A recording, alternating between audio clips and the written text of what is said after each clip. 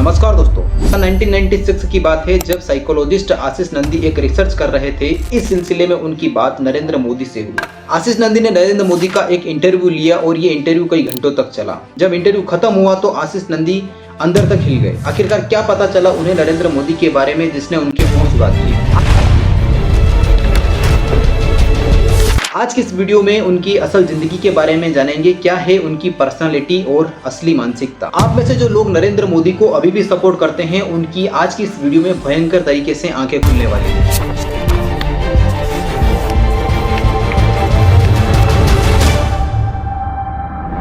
शुरुआत करते हैं दोस्तों उनके बचपन से। उनकी पढ़ाई हुई थी नारायणाचार्य भगवताचार्य स्कूल में। उनके संस्कृत के टीचर प्रहलाद पटेल ने बताया कि वह शुरू से ही एक एवरेज स्टूडेंट रहे हैं और उनके बायोग्राफर नीलंजन मुखोपाध्याय ने भी यही बात कही। लेकिन दिलचस्प बात सुनिए, उन्हें स्कूल के नाटकों में एक्टिंग करना बहुत ही ज्यादा पसंद था, लेकिन अगर मेन रोल ना मिले तो उस नाटक में एक्टिंग करने से ही मना कर देते। 8 साल की उम्र में ही वह आरएसएस के संपर्क में आ गए थे। सन 1958 में दिवाली के दिन वह वडनगर की शाखा में बाल स्वयं सेवक बने। उनके स्कूल के पार्टी सुधीर जोशी ने बताया कि वह शाम को स्कूल के बाद घर किताबें रखते और सीधा शाखा चले जाते। इसके बाद 1972 में 22 साल की उम्र में नरेंद्र मोदी आरएसएस के प्रचारक बने और 15 साल बाद 1987 में उन्हें बीजेपी में लाया गया। उन्हें एक कमाल के ऑर्गेनाइजर के रूप में देखा जाता था। जैसे कि एंडी मरीनो उनके द्वारा लिखी गई नरेंद्र मोदी की पॉलिटिकल बायोग्राफी के बारे में बताते हैं कि 1990 में राम रथ यात्रा हुई तो नरेंद्र मोदी गुजरात बीजेपी में शामिल थे और उन्होंने इस यात्रा के गुजरात वाले हिस्से के आयोजन में अपनी महत्वपूर्ण भूमिका निभाई। 1995 में उन्हें बीजेपी का नेशनल सेक्रेटरी अपॉइंट किया गया।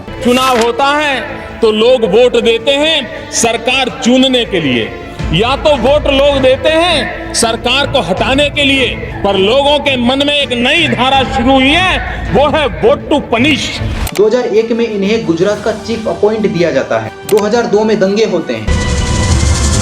इन्हें लेकर नरेंद्र मोदी पर कई सारे इल्जाम लगते हैं, लेकिन कुल मिलाकर यहाँ पर बात यह होती है कि इन्हें क्लीन चिट भी मिल जाती है। लेकिन तभी से एक कॉम्युनल नरेंद्र मोदी की ब्रांडिंग बनती है, जो एक कट्टर हिंदू नरेंद्र मोदी जो मुसलमानों के खिलाफ है। अब आप में से बहुत सारे ऐसे लोग होंगे जो कि ब्रांडिंग पर यकीन करते हैं, जो मानते हैं कि नरेंद्र मोदी इसी तरीके के कॉम्युनल इंसान है। लेकिन आप में से दूसरी तरफ कुछ लोग ऐसे होंगे जो नरेंद्र मोदी को एक सेल्युलर इंसान मानते हैं कि नहीं, नरेंद्र मोदी तो सबका साथ और सबका विकास में विश्वास रखते हैं। इससे फर्क नहीं पड़ता कि आप दोनों कैटेगरी में से कौन सी कैटेगरी में हो। दोनों ही कैटेगरी के लोगों की यहाँ पर आंखें खुलने वाली है आगे की बातें सुनकर। क्योंकि देखो, वैसे तो नरेंद्र मोदी मटन और मछली पर शोर मचाते हैं अपने भाषणों में। महीने में मटन बनाने का मौज ले रहे हैं, लेकिन दूसरी तरफ हलाल बीफ एक्सपोर्टिंग कंपनी से चंदा लेते हैं इलेक्टोरल बॉन्ड्स के जरिए। जो असली गंगा पुत्र थे स्वामी सानंद, गंगा को अविरल और निर्मल बनाने के लिए उनकी 4 डिमांड थी। उन्होंने नरेंद्र मोदी को 3 चिट्ठी लिखी। आरटीआई से पता चला कि पीएमओ तक वह चिट्ठी पहुंच गई थी, लेकिन कोई भी जवाब नहीं आया। 111 दिन तक अनशन पर बैठने के बाद उनकी मृत्यु हुई। तब जाकर नरेंद्र मोदी का मुंह खुला और वो भी ट्विटर के जरिए उन्होंने श्रद्धांजलि दी उन्हें। एक हिंदू होकर कभी उनके मन में ये नहीं आया कि किसी संत की मृत्यु होने पर उन पर पाप लग सकता है। और वो तो हम क्या ही बात करें जो किसान आत्महत्या से मरते रहे हैं, उनमें क्या हिंदू नहीं है? उन हिंदुओं के लिए क्या किया? प्रज्वल रेवन्ना की उन वीडियोस में 2900 से ज्यादा महिलाओं का यौन शोषण देखने को मिला। वो भी तो हिंदू औरतें थी। जो महिला पहलवान बृजभूषण सिंह के खिलाफ धरने पर बैठी थी वो भी हिंदू थी। उनका क्या? चाहे वो कितना भी बड़ा क्यों ना हो, अगर वो महिलाओं के सम्मान के साथ खिलवाड़ करता है तो उसे बख्शा नहीं जाना चाहिए। प्रधानमंत्री मोदी तो प्रज्वल रेवन्ना के लिए वोट मांग रहे थे और अब बृजभूषण सिंह के बेटे को भी टिकट दे दिया। प्रज्वल रेवन्ना, इनके लिए आपका हर वोट मोदी को मजबूती देगा। अब कुछ हमारे देश में ब्रेन वॉश लोगों का एक सेक्शन है। उन्हें इन चीजों से फर्क नहीं पड़ता। उन्हें नहीं फर्क पड़ता कि उनके घर की महिलाओं को सुरक्षा मिल रही नहीं मिल रही, उनके बच्चों को अच्छी शिक्षा मिल रही नहीं मिल रही, रोजगार है नहीं है। उन्हें बस चाहिए कि मुसलमानों की ऐसे की तैसे की जाए। और इन्हीं लोगों को मनाने के लिए नरेंद्र मोदी के हिंदू मुसलमान वाले भाषण होते हैं। कभी मोदी कहते हैं कि कपड़े देखकर दंगाइयों को पहचाना जा सकता है। आने वाले कौन है वो उनके कपड़ों से ही पता चल जाता है।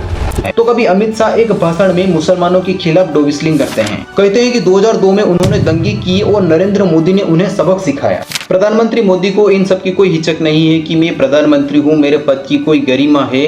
इन सब से कोई फर्क नहीं पड़ता। खुल्लम खुल्ला कम्युनल बेशर्मी के साथ भाषण देते हैं। ये भाषण दिया था उन्होंने राजस्थान में, जहां मुसलमानों के खिलाफ नफरत फैलाकर वोट मिले थे। ये संपत्ति इकट्ठी करके किसको बांटेंगे? जिनके ज्यादा बच्चे हैं उनको बांटेंगे, घुसपैठियों को बांटेंगे। लेकिन अब कहानी में ट्विस्ट देखिए। बिहार में समीकरण कुछ और था तो मोदी वहां शांतिदूत बन गए। कहने लगे कि मैं देश को धर्म के नाम पर नहीं बंटने दूंगा। मैं जब तक जिंदा हूं, मैं धर्म के आधार पर इस देश को बांटने नहीं दूंगा। अलीगढ़ की रैली में भी मुस्लिमों के हितैषी बनकर आए थे। कहने लगे कि कांग्रेस और समाजवादी पार्टी ने मुसलमानों के लिए कुछ भी नहीं किया है। कांग्रेस, सपा जैसी पार्टियों ने और मुसलमानों के राजनीतिक, सामाजिक, आर्थिक उत्थान के लिए कभी कुछ नहीं किया। और 14 मई को तो इंटरव्यू में यह तक कह डाला कि जिस दिन मैं हिंदू मुस्लिम करूंगा उस दिन मैं सार्वजनिक जीवन में रहने योग्य नहीं रहूंगा। जिस दिन हिंदू मुसलमान करूंगा ना, उस दिन मैं सार्वजनिक जीवन में रहने योग्य नहीं रहूंगा। मैं हिंदू मुसलमान नहीं करूंगा, यह मेरा संकल्प है, यह तक कह डाला। और मैं हिंदू मुसलमान नहीं करूंगा, ये मेरा संकल्प है। आप में से कुछ लोग ये देखकर कंफ्यूज हो रहे होंगे कि यार ये कैसे हो सकता है। मोदी कॉम्युनल है या सेक्युलर है, या फिर अब इन्हें कोई स्पिरिट पर्सनालिटी डिसऑर्डर हो गया है। ऐसा नहीं, इनके ये दो चेहरे हमेशा से ही रहे हैं। 2014 के इस ट्वीट को देखिए। सेक्युलरिज्म हमारे खून में है, नरेंद्र मोदी कह रहे हैं। 2020 में अमित शाह ने एक टीवी इंटरव्यू में कहा था कि वो भारत को हिंदू राष्ट्र की तरह नहीं देखते। सभी को अपने धर्म को पालन करने की सुविधा है और देश की सरकार का एक ही धर्म हो सकता है, हमारा संविधान। क्या ये मोदी सरकार भारत को हिंदू राष्ट्र के तौर पे देखती? जरा भी नहीं। हम संविधान को मानते हैं। इस देश में हर पंथ के लोगों को अपने पंथ का अनुपालना करने की संपूर्ण सुविधा है। पीएम मोदी इस्लाम और प्रोफेट मोहम्मद की तारीफ में बोले हैं। कहा है कि अल्लाह के 99 नाम में से कोई भी हिंसा के लिए नहीं है। इस्लाम का संदेश है शांति, ऐसा इनका कहना था। सभी माइनॉरिटीज भारत का अटूट हिस्सा है। ईद भी मिलती थी। मेरे घर में ईद के दिन खुद का खाना नहीं पकता। सारे मुस्लिम परिवारों से मेरे यहाँ खाना आ जाता था। जब मुहर्रम निकलता था तो हमारा कंपल्सरी होता था कि उससे नीचे से निकलो, जैसे परिक्रमा करते हैं ना मंदिरों, ताजिए के नीचे। हाँ, तो ताजिए के नीचे से निकलो, हमें सिखाया जाता था। यहाँ पैटर्न ढूंढने की कोशिश करो दोस्तों, क्योंकि बात सिर्फ यहाँ हिंदू मुसलमान की नहीं है। जहाँ सिखिज्म से फायदा हो वहाँ ये पगड़ी बांधकर गुरुद्वारे में दाल बनाते हुए और लंगर सर्व करते हुए दिखाई देते हैं मोदी। पत्रकार साक्षी जोशी ने इनके पुराने नाते वाले बयानों का एक बड़ा अच्छा कंपाइलेशन बनाया था। नरेंद्र मोदी ने एक बारी कहा था कि भगवान बुद्ध के साथ इनका सुखद संबंध है। बुद्ध के साथ मेरा एक और संबंध भी है, जिसमें अद्भुत संयोग भी है और जो बहुत सुखद भी है। और एक बार कहा कि बोहरा मुसलमानों के साथ इनका पुराना रिश्ता है। बोहरा समाज के साथ मेरा भी रिश्ता बहुत पुराना है। इतना ही नहीं, ईसाइयों के साथ भी इनका पुराना और आत्मीय नाता है। क्रिश्चियन कम्युनिटी के साथ तो मेरा संबंध तो नया नहीं है, बहुत पुराना बड़ा आत्मीय नाता रहा है। एक बार इन्होंने कहा कि जीवन का महत्वपूर्ण कालखंड इन्होंने आदिवासियों के बीच बिताया है। जीवन का एक महत्वपूर्ण कालखंड मैंने आदिवासियों के बीच में बिताया है। तो एक बार कहा कि बलिया के साथ भावुक रिश्ता है। बलिया से मेरा एक भावुक रिश्ता। पंजाब के साथ भी इनका विशेष नाता रहा है और चीन के साथ भी इनका विशेष नाता रहा है। पंजाब के साथ मेरा विशेष नाता रहा। चीन के साथ मेरा निजी रूप से भी एक विशेष नाता है।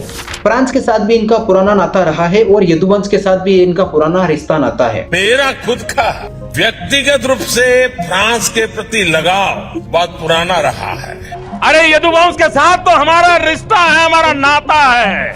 बंगाल से नाता जोड़ने के लिए इन्होंने कहा कि ये बचपन में कोलकाता की मेट्रो देखने आए थे। मैं बचपन में जब पहली बार कोलकाता आया तो एक आकर्षण था, जरा मैं मेट्रो देखूं।